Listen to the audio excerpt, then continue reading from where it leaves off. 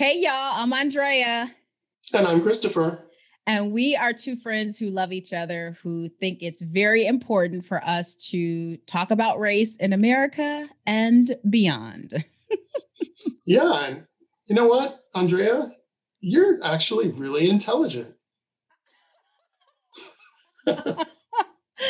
You are so good. Why wouldn't I be? I do have my master's of business administration, spent 15 years successfully climbing the corporate ladder. Why wouldn't I be? Yeah. So obviously what we're going to talk about today is microaggressions.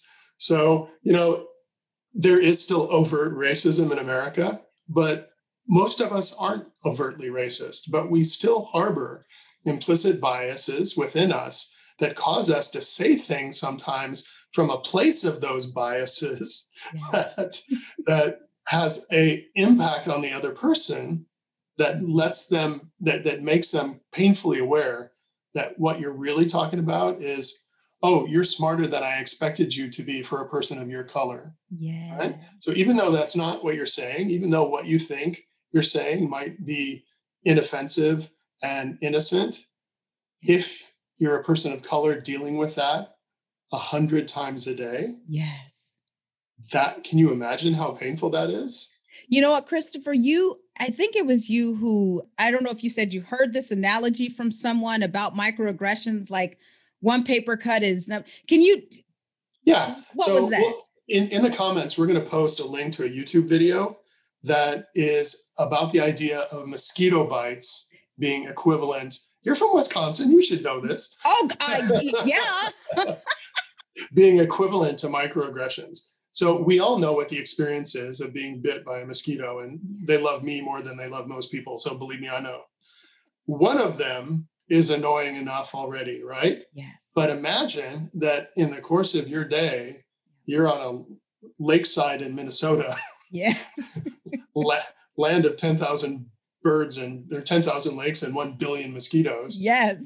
That you're getting bit every 5 minutes, every 20 minutes, every hour, all day long. Yeah. That's going to be annoying at best and soul destroying at worst, right? Yes, yes, yes. So what we want to talk about a little bit today is, how can we be a little bit more aware of our implicit bias that has us saying things that end up being microaggressions? And I know for a fact that a lot of the stuff that I say comes from me for a place of curiosity. Yeah. And it's not really easy to understand what's really a microaggression and what's not. But for me, what's been important to understand is not necessarily my intention in saying it, but what's going to be the impact on the other person who maybe doesn't know me.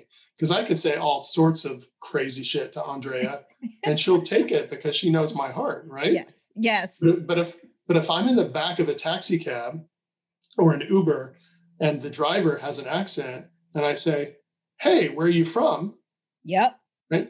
Then from my perspective, I'm thinking, oh, I've lived all over the world. I love talking to people from different places. Maybe we have some things in common that we can talk about.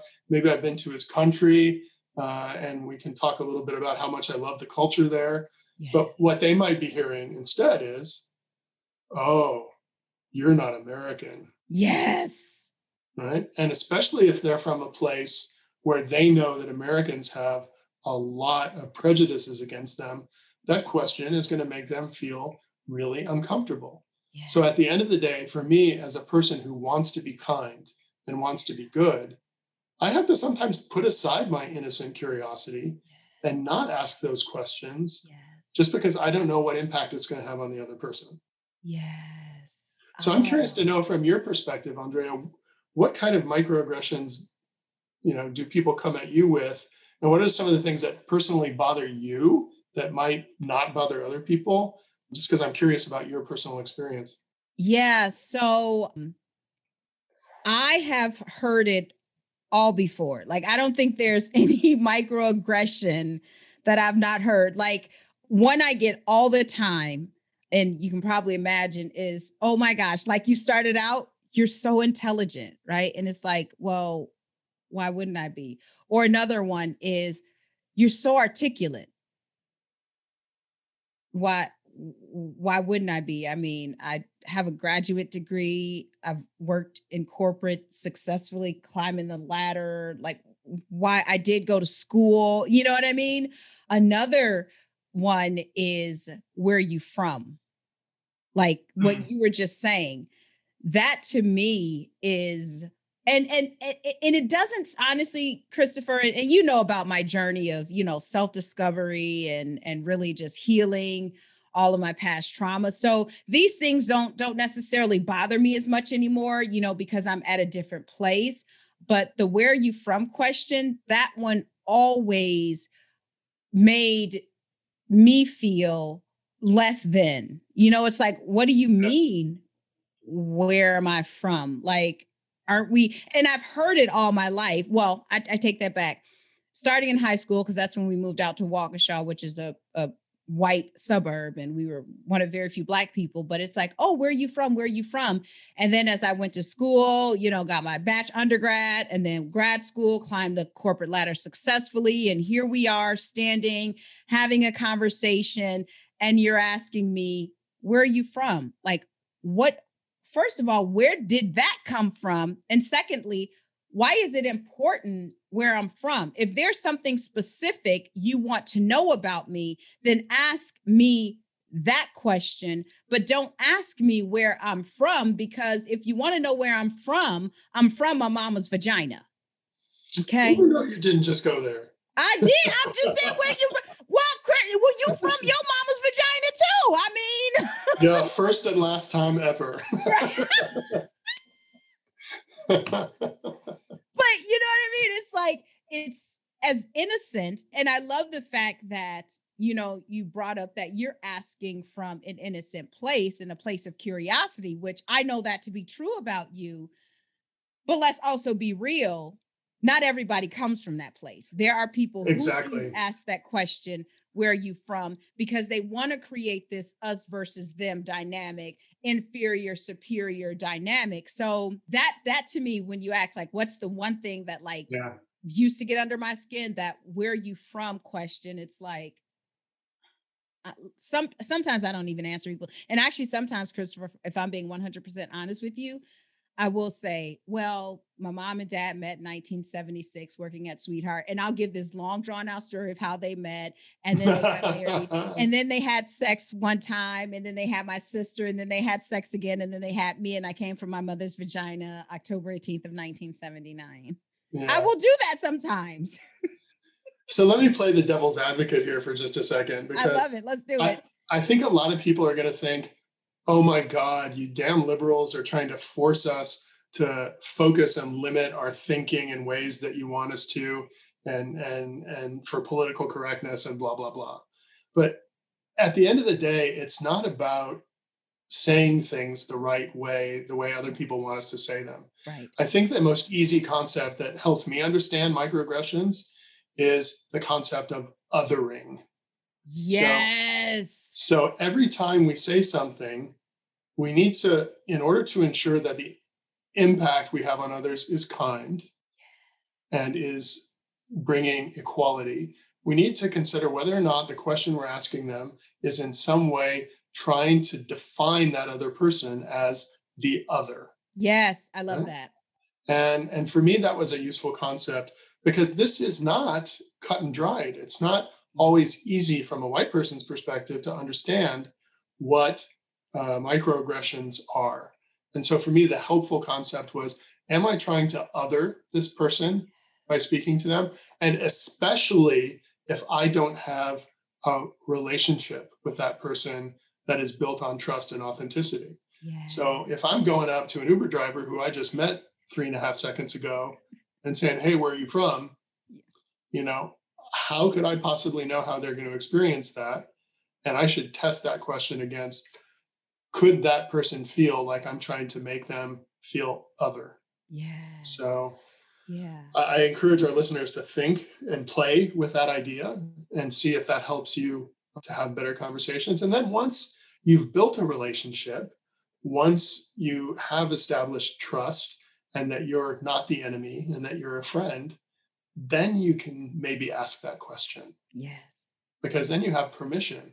Each of our stories is our own to tell Yes. if we choose to, Yes. right?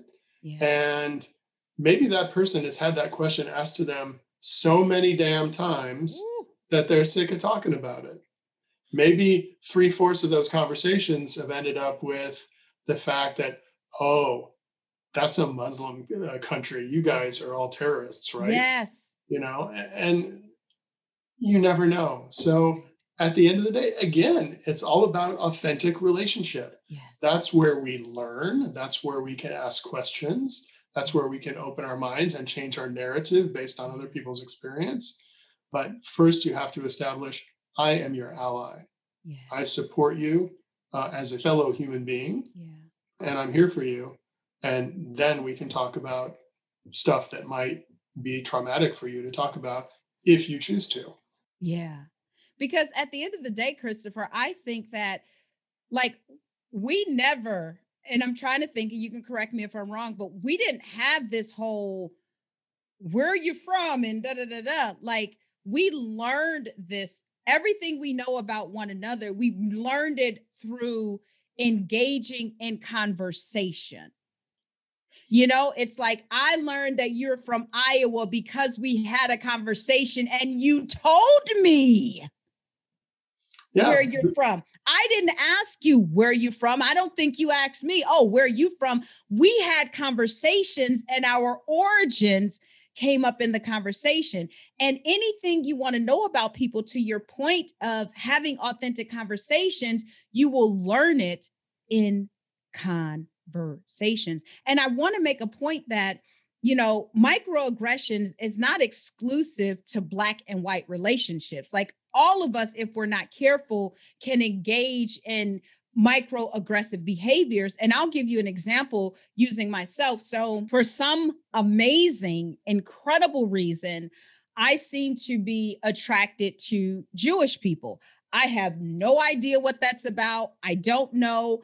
And I'm always shocked because I meet people and we're having conversations. Like I just had a conversation with someone. What's today? Today is Saturday. On Thursday. And we were talking and she was like, yeah, because I'm Jewish. And I was like, you're Jewish? What? I mean, and that's something that she voluntarily told me. And I didn't have to go ask her what religion, what race, what country, where you're from. We were having a conversation. But back to the whole microaggression thing. And so I'm like, oh my gosh. And so that's how I find out that I'm like, oh my gosh, I'm attracting Jewish people. Like, this is great. Because honestly, I'm at a point where I'm curious about like other religions and other ethnicities and all of that. And like now, Judaism is like top of mind right now. And so even when it comes to their celebrations, I don't always ask them questions about it. I do my own research. Once I've done all of the research that as far as I can go without, spinning in a web on the Google machine, then I'll reach out to them and I will say, I have one friend in particular who's amazing and just so open. And I'll be like, hey, I've done this and that and the other. Can you tell me, when it's a holiday, and I can't remember what holiday I have first asked her, like, how do I recognize Jewish people celebrating this holiday? And so she was like, oh my gosh, thank you so much for asking. This is how you do it. Because I didn't want to go to her, right, and say something to her that would have been her 100th mosquito bite of the day, because she's openly Jewish. And so I didn't want to say anything to her or ask her a question that perhaps other people have asked her the 300th time in the day, because this is a holiday that she's celebrating. Do you know what I mean? Yeah, I do. And it reminds me sort of the story of how this endeavor began between you and me. Yeah. George Floyd, was just murdered. Yeah. And I felt so incredibly powerless to do anything in my white house, in my white suburb, and all that kind of stuff. And I was thinking, what could I do? Yeah. And the one thing I know I can do is talk. But the thought that came to me was not, oh my God, I got to go out and get me a Black woman to do this podcast with me. Right. It was reading your posts on Facebook and seeing your heart poured out in your coaching business, seeing your own development as a human being that I respected so much, and your commitment to your own growth and development, I said, that's a human being I would love to work with. Yeah. And then I did not assume for a second that the answer was going to be yes. Right. I came to you in humility and said, would you be willing to join me in this venture? Because I have so much damn respect for the work that you do. Yeah. Yeah. And if we come at each other from that perspective, I think life for all of us would be so much better. Oh my gosh. It would be so much. Oh, Christopher, it would be so much better if we just understood. And I go back to the very first point, or one of the very first points that you made, that it's not about your intention. And it's not about like how you say it, and you can be the nicest person in the world saying it, but it's how will this make the other person feel by asking this question? And so when it comes to microaggression, because again, it's subtle. That's why it's microaggression, because it's so small and it can be perceived as innocent, or maybe it is innocent, right? If you're coming from a place of curiosity and just exploration. On your behalf, it's innocent, but it could totally destroy someone else. And so you just have to be conscious. And you don't have to even be politically correct, because I've sat in rooms with white people, me being the only Black person, and white people have used the N-word openly, right? So it's not even a matter of being politically correct. It's a matter of understanding what's happening and how will this make the other person feel. Now, let me clear something up. The room that I sat in with these people, it was in an anti-racism group that I founded myself, and it was an open space for people to come and express themselves. And when they used the N-word, it wasn't in a disrespectful manner. It was in what they were just trying to explain the story and all of that. And so I didn't take offense to it. But no, you will not come in my place, in my space, and use that word and not get shut down. I'm just saying that, put that out there. But my point is, you can still express yourself, but you just have to be careful with what's going to happen once it leaves your mouth. And we shouldn't even think like that in terms of microaggression and in race relations. We should think like that in terms of just basic humanity. Well, do exactly. I want to hurt someone? So, I'll use an example.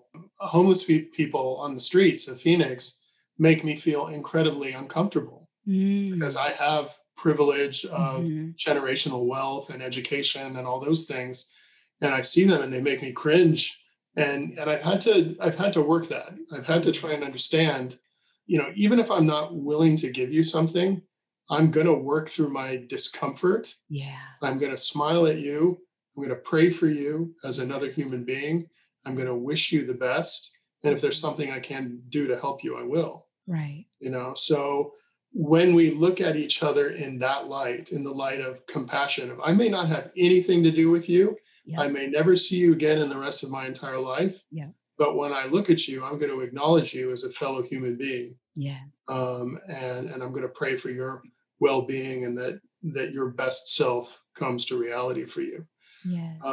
Now, from a microaggression standpoint, what that means is, even in just a short taxi ride, if I can establish myself with that person through authentic interaction as an ally first, they'll probably open up themselves, because they'll say, oh my gosh, here's someone who has expressed that he's lived all over the world. Mm-hmm. He appreciates different cultures. He sounds like a good guy. Maybe I'll offer some information about myself. Mm-hmm. So sometimes the best way, if you're a naturally curious human being who wants to know that kind of stuff, is first show kindness. Yes. Do that first. Yes. Then see what happens. Yeah.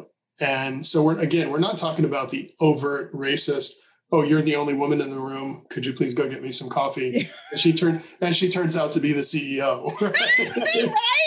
We're not talking that level of heinousness. We're talking, because I believe that it's mostly good kind people who want to better themselves that are listening right now. Yep.